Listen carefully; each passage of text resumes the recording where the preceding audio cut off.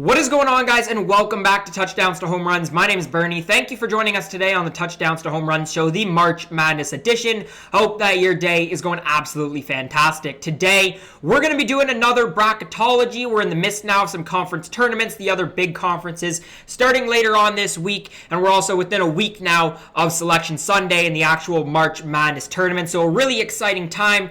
Today, we're going to be looking at the most updated, as of earlier today, the most updated Bracketology done by Jerry Palms. So down in the comment section, if you do disagree with any of the seeds, definitely make sure to let me know. We can get a bit of a discussion going. But again, just keep in mind, these aren't me who has actually made the seedings, so don't rip on me personally down in the comment section below. But anyways, let's get started with the first region, where we have the Gonzaga Bulldogs as the number one seed, and actually the number one seed in the entire tournament. And I mean, really rightfully so. Not only, are they a very talented team, but they went undefeated throughout this entire season with some really good ranked wins back in 2020, but again, undefeated in the West Coast Conference and most likely going to win the West Coast Conference tournament later on this week. But when you look at Gonzaga, you're talking about one of the best offensive teams in the country, probably the best offensive team in the country, and obviously up there defensively as well. You're looking at 4 double-digit scorers: Jalen Suggs, Corey Kispert, Drew Timme,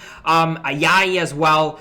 Definitely look out for Gonzaga. I don't have to really say anything about that. As for who they're going to be playing, as of now, it looks like it'll probably be maybe NCAA, maybe Hartford. That's who Jerry Palms has. But again, I don't think Gonzaga has any shot of losing that first round matchup. Let's move on to what would be a really interesting matchup, which is the Oklahoma Sooners versus the Wisconsin Badgers. Two teams who are very, very talented, but have really been struggling as of late. You look at the Oklahoma Sooners and have a really, really impressive season when you look at how competitive the Big 12 has been. But then you look at a team who's lost their last 4 games against Kansas State, 2 against Oklahoma State, and then against Texas. Some quality teams in there, but again, Oklahoma, was one of those top teams in the country and now has fallen down really from like a 3 seed all the way down to now an 8 seed, playing a very talented Wisconsin team who's also been struggling as of late. They've dropped quite a few of their previous matchups, including the one yesterday against a very talented Iowa Hawkeyes team. Wisconsin can scores. Unfortunately, their scoring comes from mainly, Trice. They only have really a few top scorers. But again, you look at Wisconsin playing in a very competitive Big Ten, and you look at their record, which doesn't necessarily reflect the talent that they have. Wisconsin could definitely do some damage in this tournament. In this particular matchup, I really don't know who I would take. I'd probably lean towards Wisconsin. But again, Oklahoma's a tremendous team. Let's move on. Let's look at Virginia. And again, Virginia's an interesting team. They're a team that I was very, very high on earlier on when I was doing, my first bracketologies of the year. But Virginia's had some bad losses. They're not really as good defensively as I had originally thought. And you look at this matchup in particular, facing a team like Western Kentucky, who not only has a fantastic season, but is definitely going to be some people's sleepers team this year. I would still probably pick Virginia to take it out of this matchup. But if this does happen in the March Madness, I do think we are in for a very good one. Let's move on to the Purdue Boilermakers up against number 13 Toledo. Purdue in the Big Ten has a tremendous record, and they played phenomenal this season. And, Purdue hasn't really been talked about in one of the higher end teams in the country for a team that in a very competitive Big Ten, is actually the number 4 seed in the conference tournament. They got some great guard play. They've got 2 double-digit scores, but they're pretty good defensively, and they give you some interesting sort of defensive matchups. Williams, their big forward, averages over 15 points per game. And then, you look down the roster, some great guards, as I was saying before. You got the big 7-footer in Zach Edey, who, is a really interesting player. And this is a really good team who's had some big wins this year. Definitely look out for Purdue, who I would pick to win this matchup. Moving on, Missouri, number 6 versus 11, Maryland. Now, this is a good one. I've spoken really highly about Missouri all year. They haven't necessarily figured it out in the second half of the season. They have a phenomenal player in Tillman over there. But, I think it'll be interesting. I looked at their conference tournament. They're potentially getting Arkansas, who's on a tremendous stretch recently in the SEC, potentially getting them in the second round. So, I think Missouri ends up falling probably to a 7 seed. But as I was saying, this was one of the top teams in the country in the first half of the season until Tillman did get injured. So look out for Missouri in this matchup. And then on the flip side, you got Maryland, one of the more bottom teams in the Big Ten that is going to make the tournament, led with some great guard play, Eric Ayala, Aaron Wiggins as well. They're a team who can score the basketball, 3 double-digit scores, and again, coming from a great conference. I might make a video about what I specifically look for when I pick brackets in these tournaments. I always look for big conferences because sometimes the records aren't necessarily reflective of how talented the teams are when they're an 8, 9 seed or an 11 seed like Maryland in this case. Look out for them. I would take Missouri probably in this matchup. Then we got number 3, Texas versus South Dakota State. Texas, so talented. And it starts with their guards, but they got some talented forwards as well. 4 double-digit scores led by Andrew Jones, but you look throughout their roster with their young, talented player and Greg Brown over there. I've watched Texas quite a few times this year because, again, in a stacked conference, I've watched some of their better games.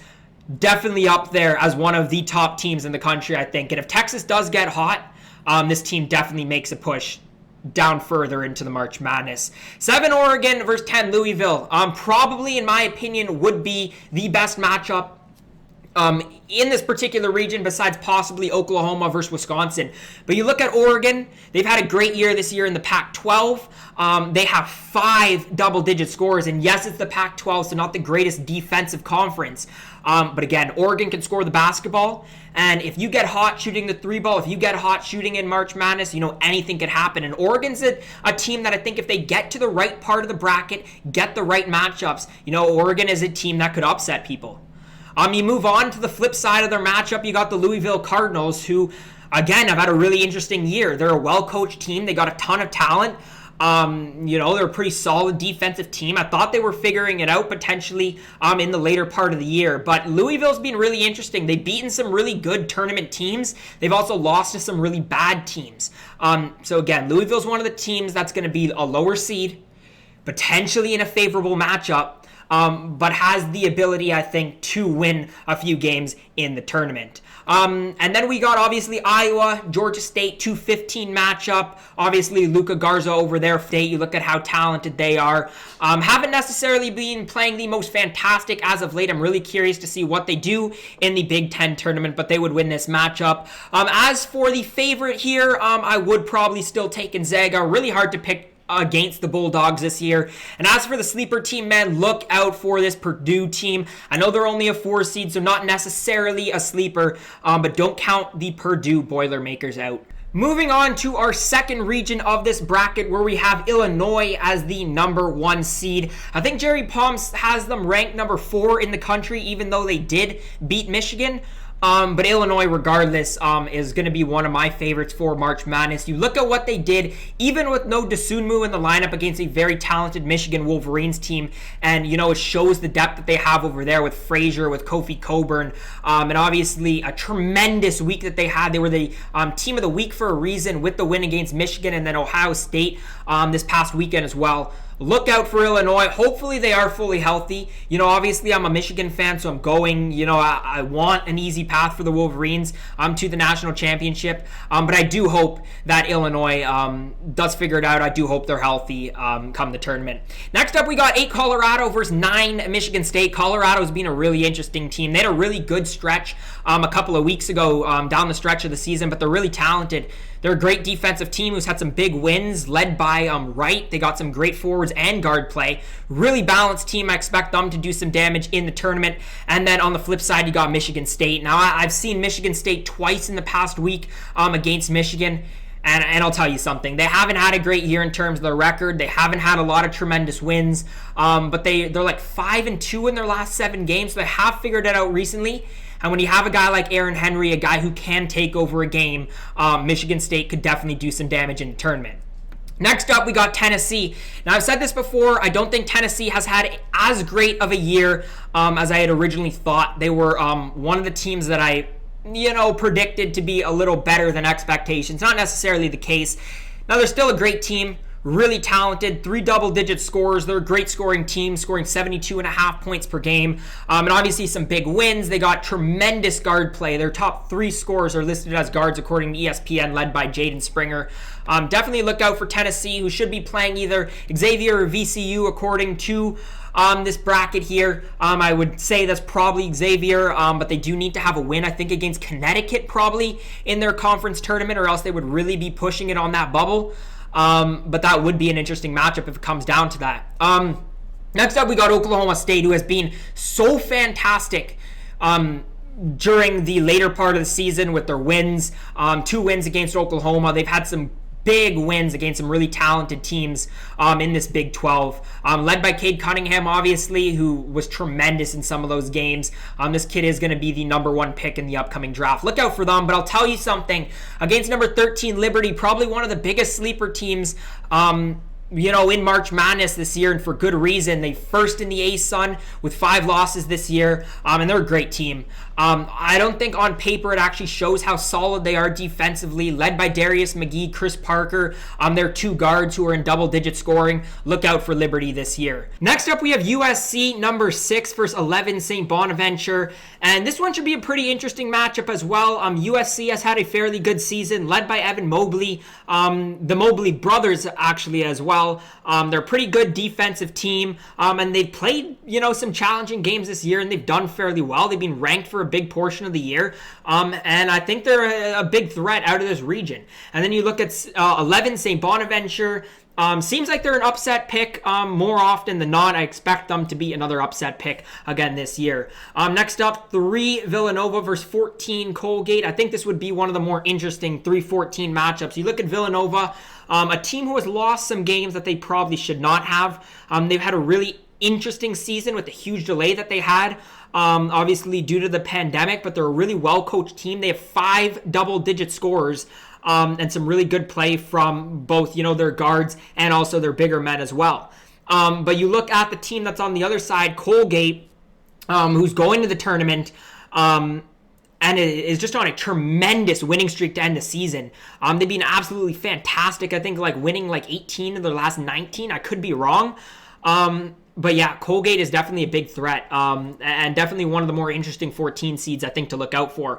7 Connecticut versus 10 Georgia Tech. Connecticut is actually one of the teams that I expect not to win a game in the March Madness, and really regardless of who they're playing, even though they're an extremely talented team. But you look at this particular matchup with a very talented Georgia Tech team who's had some big wins this year, led by Moses Wright, a ton of good guard play, 4 guys in double-digit scoring, and 3 guys over 15 points per game scoring. A great scoring team. You don't really see that a lot with sort of that many high-scoring players, but look out for Georgia Tech. And then we'll round out the bracket. Number 2, Alabama versus number 15, Bryant. And boy, Alabama has surprised some people this year in the SEC. They've been tremendous, led by Jaden Shackelford. Great guard play. 4 guys in double-digit scoring. They can score the basketball. They've been ranked inside the top 10 for a big part of the season, and for good reason. Definitely surprised some people this year, but they've got a ton of talent. They've had the big wins again. Fairly well coached as well. They're solid defensively. They can score the basketball. Alabama's a team, with a 2 seed who could potentially sneak up into that national championship type talk contention, even though, right now people aren't necessarily discussing them as the favorites. Out of this region, I would probably take Illinois as the favorite, but I don't want to keep on picking 1 seeds. Look for Oklahoma State as well to potentially be a favorite out of that bracket, as a 3 or 4 seed, whatever they're going to end up. Oklahoma State has beaten some of the top teams in the country, so I could absolutely see them end up beating Illinois. As for a sleeper, I love Colorado. I'd like Michigan State if Aaron Henry can gain some traction. You look even deeper. You look at Colgate, if they could potentially win a few games, but Georgia Tech would probably be my sleeper at a 10 seed. Some big wins in the back half of the season. They seem to do really well against some ranked teams that they played so far this year. Moving on to the third region, where we have Baylor as the number 1 seed and probably the number 2 seed in the country. Baylor has been absolutely fantastic. They're really the course of this entire season, with that little exception when they came back from their big delay. But you look at this team and their ability to score the basketball and be, almost equally as good defensively. It's so impressive. They have so many good scores. You look at their star, Jared Butler. You look at what Maceo Teague did this past weekend. Baylor is so talented, and again, winning the Big 12 for the first time in 70 plus years, and in the way that conference was competitive this year is just so impressive. Next up, 8 Rutgers, 9 San Diego State. We'll start with Rutgers, obviously in the Big 10 as well. Tremendous guard play they have. Ron Harper Jr., Jacob Young, Geo Baker as well.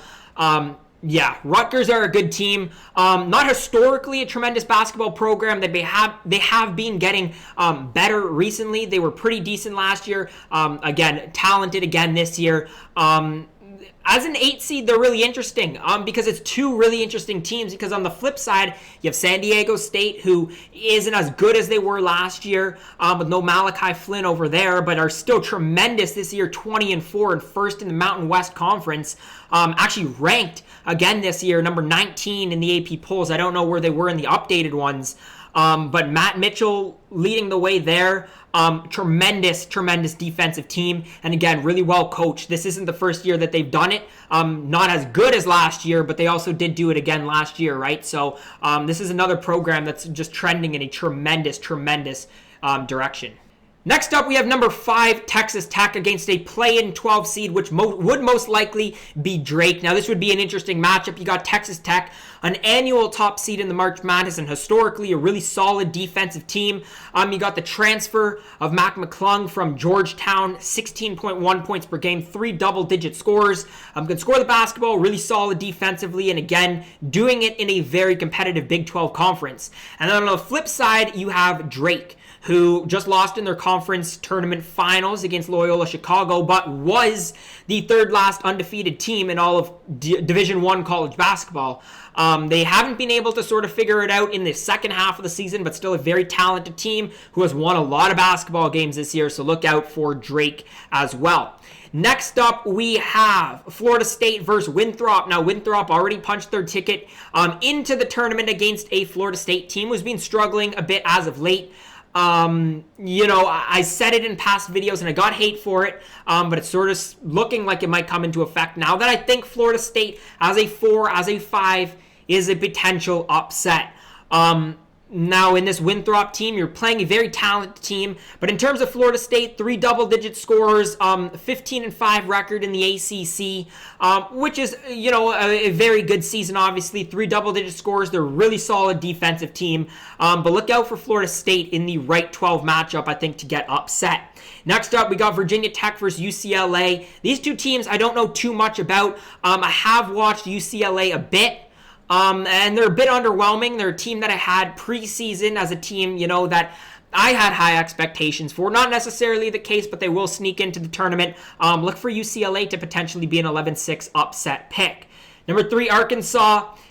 Arkansas is such an interesting team and one of my favorite teams going into the March Madness, especially if they remain a 3 or even a 4 seed. They're one of the best teams in the SEC in this back half of the season. They've got a tremendous winning streak going on, and I've seen them a few times this year, most recently against LSU. And this is a solid basketball team led by Moses Moody. But really overall, this roster, there's a reason that they have this big winning streak. They can score the basketball, good on defense as well. And the SEC is pretty competitive. It's not as good as I thought it was going to be preseason, but you look at how many March Madness teams are going to be coming from the SEC. Alabama, LSU, Missouri, Tennessee, Florida. It's still a pretty deep conference. Arkansas has played tremendously this year. Next up, we got another SEC team, number 7 Florida against number 10 Loyola Chicago. Now, Florida hasn't had a tremendous year as well. They're 13-8, fifth in the SEC. I had higher expectations for them, led by Keontae Johnson, 16 points per game. This is a team that can score the basketball, some decent wins so far this year. And then on the flip side, you got Loyola Chicago, that classic Sister Jean team from a few years ago where they made it to the Final Four, ended up losing to Michigan. Just beat Drake, as I was saying before, in their conference tournament. This is a team that's been ranked. This is a team that has had some solid wins, or as solid of wins that you can have in that conference. Playing some tremendous basketball as of late, and have had Drake's number, who is the second best team out of that conference. And then finally, we'll end it up with the Ohio State Buckeyes against Northeastern. And Ohio State has not been playing tremendous lately. They most recently lost to Illinois. But I've given Ohio State credit throughout this entire season. I'm really curious to see what they do in the Big Ten Championship Tournament. But E.J. Liddell, the forward over there, Dwayne Washington Jr., it's a fairly deep team, and I have seen this team play against Michigan in what I think is the game of the year that I've watched so far in college basketball. Look out for Ohio State. They've beaten some big teams this year. They're a great three-point shooting team, and when they score, they can score in bunches. So if they do get hot in the tournament, definitely look out for them to make some noise.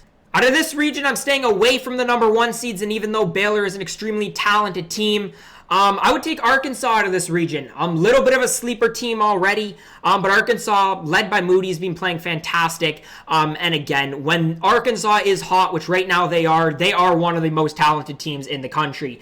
As for a lower seeded sleeper, San Diego State, just because they have some experience from last year. Now I know, last year's team didn't actually get the chance to play in the postseason, but also maybe a team like UCLA. But out of this bracket, out of this particular region, I would definitely say San Diego State, probably my lower seed sleeper.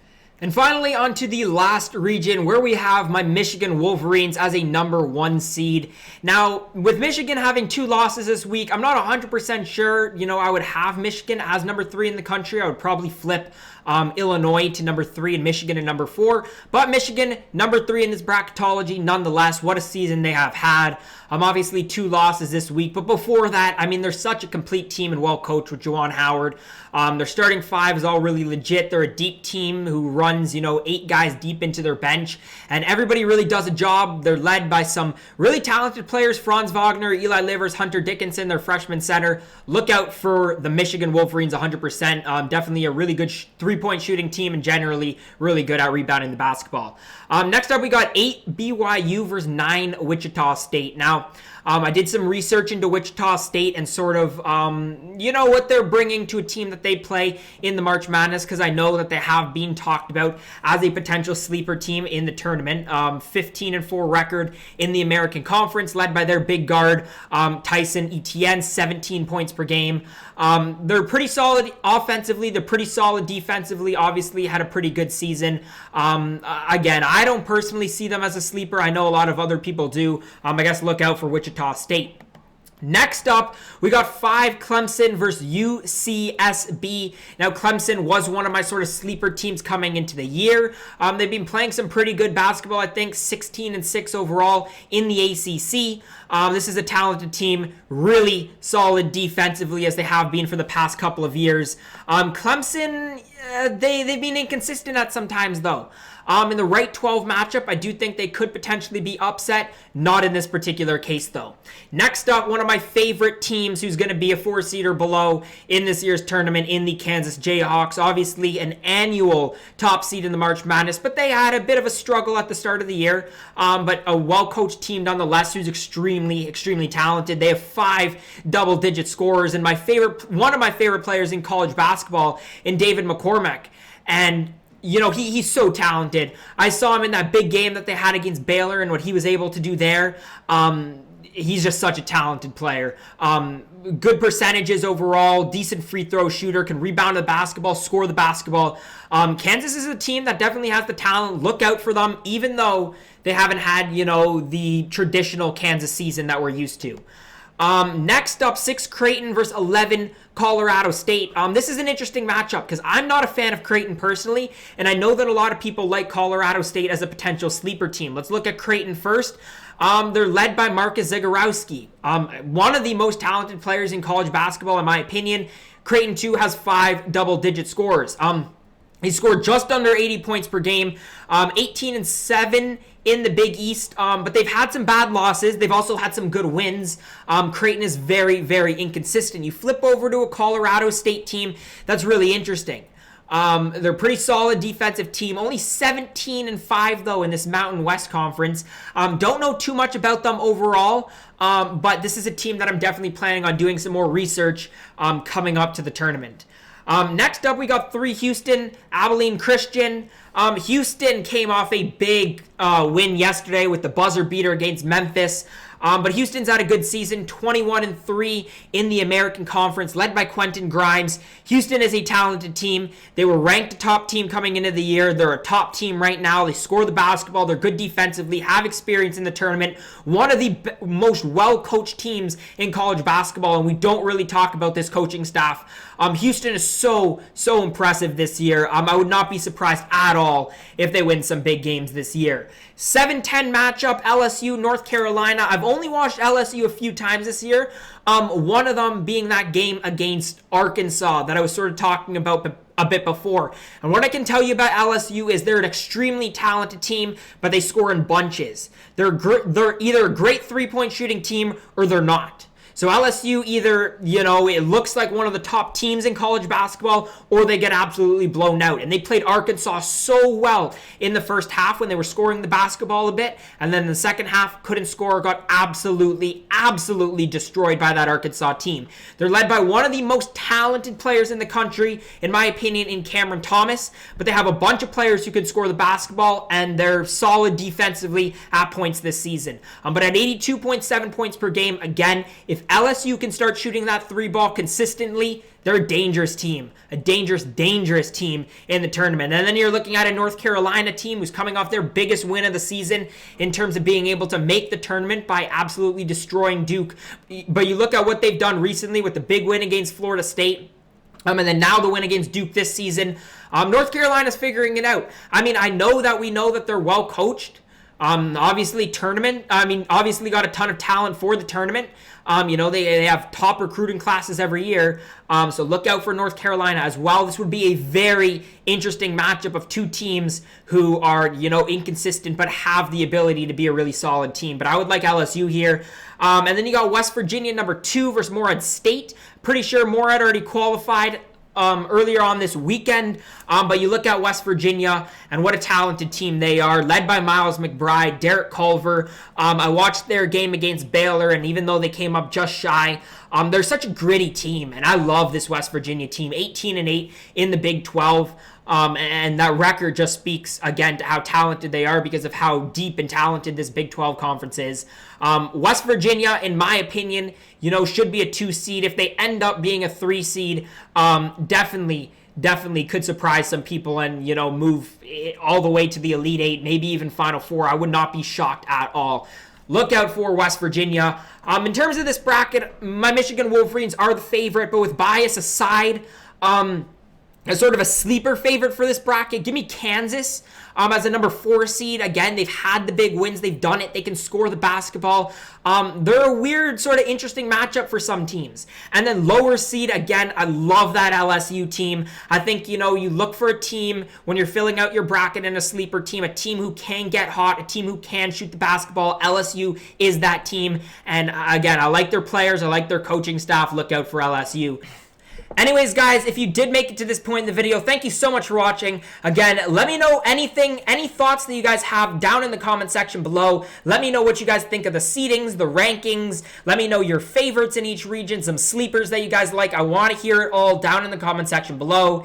If you did enjoy today's video, make sure to leave a thumbs up, subscribe to Touchdowns to Home Runs for more coverage all throughout the conference tournaments to Selection Sunday and throughout the entire March Madness tournament. We're going to have coverage right here on Touchdowns to Home Runs, so make sure to subscribe and stick around so you definitely don't miss that. But as always, guys, if you did make it to this point in the video, again, thank you so much for watching, and I hope to see you again next time.